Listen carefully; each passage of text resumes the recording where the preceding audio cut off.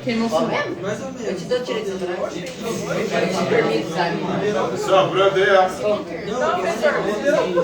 No silêncio, olhar pra frente, prestar atenção comigo.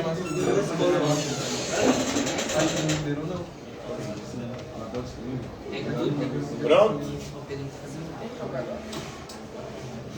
A partir da aula de hoje nós vamos entrar aí na filosofia política de Thomas Hobbes, filósofo inglês que viveu aí na transição do século XVI para o século XVII. E segundo Thomas Hobbes, a condição do ser humano no estado de natureza é uma condição de guerra de todos contra todos. Porque para Thomas Hobbes, o pior inimigo do ser humano é o próprio ser humano. O homem é o lobo do homem. Ou seja, o pior inimigo do ser humano é o próprio ser humano. No estado de natureza, antes da gente viver numa sociedade como vivemos hoje, nós vivíamos no estado de guerra de todos contra todos. Todos eram inimigos de todos. Nós vivíamos nos matando, nos destruindo, nos roubando, nos escravizando. Então essa é uma espécie de realismo político do Thomas Hobbes. Ele tenta mostrar a política como ela é na realidade.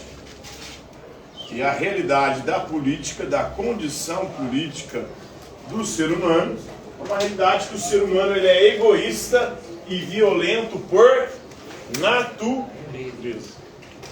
Se não houver um Estado, se não houver um governo que impeça que a gente se mate, a gente vai viver se destruindo, se matando. Isso aí não é suicídio? Oi? Isso aí não se chama suicídio? Suicídio é quando você mata a si mesmo, agora quando você mata os outros é assassinato. É uma condição muito mais de assassinato, de destruição do outro, que a destruição de si mesmo.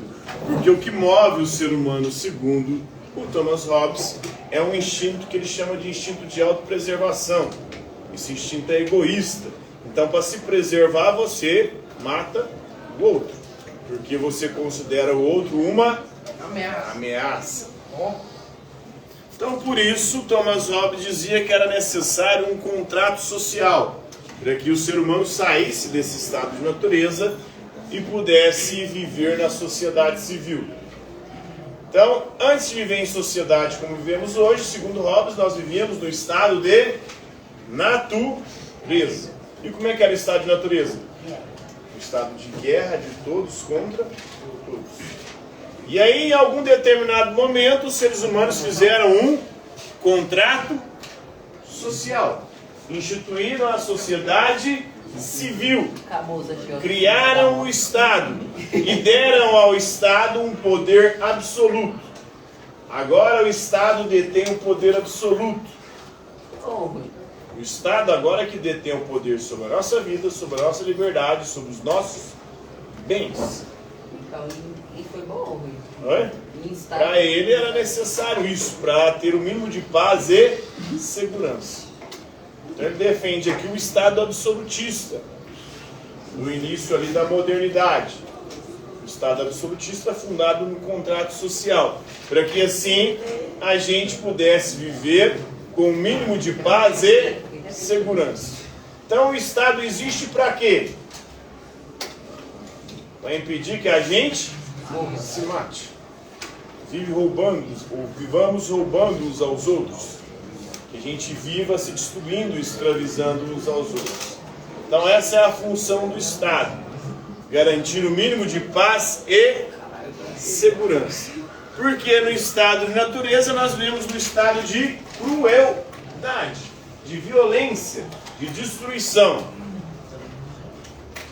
Então, por Hobbes, a função do Estado é impedir que a gente se mate, se destrua. E por isso o ser humano renunciou ao direito de fazer justiça com as próprias mãos. Ele fez o contrato social, renunciou ao direito de fazer justiça com as suas próprias mãos e entregou esse direito nas mãos do Estado. Agora quem faz a justiça é o Estado. O Estado que impede que a gente se destrua. É ele que vai julgar os nossos crimes. Se você atentar contra a vida de alguém, você perde o direito sobre a sua própria espírita. O Estado pode tirar a sua vida.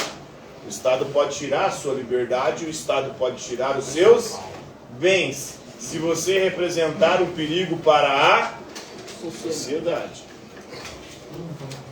Então, sem um poder comum capaz de mantê-los em temor respeitoso, os seres humanos se encontram naquela condição que se chama de guerra, de todos contra todos. Então, aí por isso ele renuncia. O ser humano faz o contrato social e cria o Estado para impedir esse estado de guerra. Aonde que Thomas Hobbes elabora essa teoria? Numa obra, num livro chamado Leviatã, cujo frontispício, o que é o frontispício? A capa do livro do Leviatã mostra um monstro. O Leviatã é um monstro bíblico, que está lá no livro de Jó na Bíblia. E esse Leviatã seria aí o símbolo do Estado, porque o Estado é um monstro todo poderoso. Um monstro que tem todo o poder, um poder absoluto. Oi? Isso é uma interpretação da Bíblia? A interpretação dele na Bíblia, né? Ele? Ele faz uma analogia entre o Leviatã, o monstro bíblico, com o Estado. O Estado tem que ser o Leviatã, ser um monstro todo poderoso. Para quê? Se ele não tiver todo o poder em suas mãos, ele não vai conseguir impedir que a gente se destrua. Então, por isso ele defende o poder absoluto concentrado nas mãos do Estado. Então o frontispício do Leviatã mostra um governante composto por pequenas faces, levantando-se da terra e segurando uma espada e um cetro, simbolizando aí os poderes terrenos. Então o Estado tem o poder terreno, poder sobre os indivíduos, e também o poder eclesiástico, poder religioso. E aí, de alguma forma, Thomas Hobbes está defendendo aqui a reforma protestante, né? Porque o poder eclesiástico está nas mãos do Estado. Ele vivia na Inglaterra. E o que foi feito na reforma protestante na Inglaterra? Tinha uma religião oficial. Qual que é a religião oficial? Não. Eles rompem com a igreja católica e criam a igreja estatal, que inclusive é a religião até hoje oficial do reino inglês, da monarquia inglesa, que é a igreja anglicana, né? Oi? É cristã, acredita em Jesus Cristo. É muito parecida com o catolicismo. Inclusive tem santos, tem toda a estrutura de rituais do catolicismo. Mas só que tem algumas mudanças. Mulher, por exemplo, pode ser padre, pode ser bispo, lá, né? Tem algumas diferenças. Então é um pouco mais liberal em alguns aspectos. E o líder supremo dessa igreja não é o Papa. É o rei, no caso agora rei, né? Rei Charles. Mas antes era a Rainha Elizabeth II.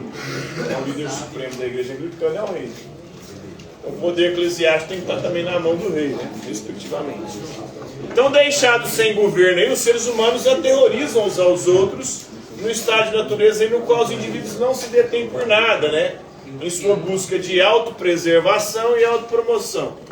Então, para se preservar, você elimina qualquer tipo de ameaça, matando os outros. E para se promover também, em busca da sua autopromoção, ou seja, ficar cada vez mais rico e poderoso, você também elimina os outros. No estado de natureza, a condição do homem é a condição do estado de guerra de todos contra todos, né? Então, para evitar chegar ou apontar para o estado de natureza, os seres humanos devem entrar nesse contrato social, se submetendo ao Estado, submetendo-se à autoridade e à proteção do soberano, que seria o Estado. Ele preferia a monarquia, mas ele admitia a possibilidade de um Estado governado por um grupo de pessoas, mas desde que esse grupo fosse sempre um número ímpar, para nunca chegar em impasse, né? Um número ímpar, na hora de votar, nunca vai dar igualdade, né? Na Inglaterra. Inclusive na época ali da Revolução, começa com a Revolução Puritana e termina com a Revolução Gloriosa. Na época, Carlos I era o rei da Inglaterra. E o Carlos I foi destituído. No lugar dele entrou o Oliver Cromwell. E aí eles instituem o parlamentarismo. Ele não era muito favorável ao parlamentarismo, mas acabou concordando com a forma como se deu, porque continuou existindo um governo, um poder, um Estado forte que conteve a guerra civil. Na verdade foram de 1640 até 1689, 49 anos de guerra civil na Inglaterra. Então ele viveu numa época de guerra ali. Por isso que ele acreditava que o ser humano no estado de natureza era um ser humano numa condição de violência, de guerra de todos contra todos. Porque 49 anos daquele período foi um período de guerra na Inglaterra. Então o soberano ele deve ser um governante absoluto aí, com poderes indivisíveis e ilimitados, ou seja, um poder absoluto, né, para poder prevenir a luta sectária e o caos. Então, sem o Estado, nós vivemos num estado de caos, de guerra de todos contra todos. Se um soberano falhar em seu dever, rompe-se o contrato social, os indivíduos podem agir, o que leva de volta aí o estado de natureza. Por isso, ele não é muito favorável a isso, a esse retorno ao estado de natureza. Para ele, nós estamos na condição de súdito do Estado e não podemos questionar o Estado jamais. E o Estado deve garantir o mínimo de paz e segurança, impedir que a gente se mate, destrua, se roube, tire a liberdade uns dos outros.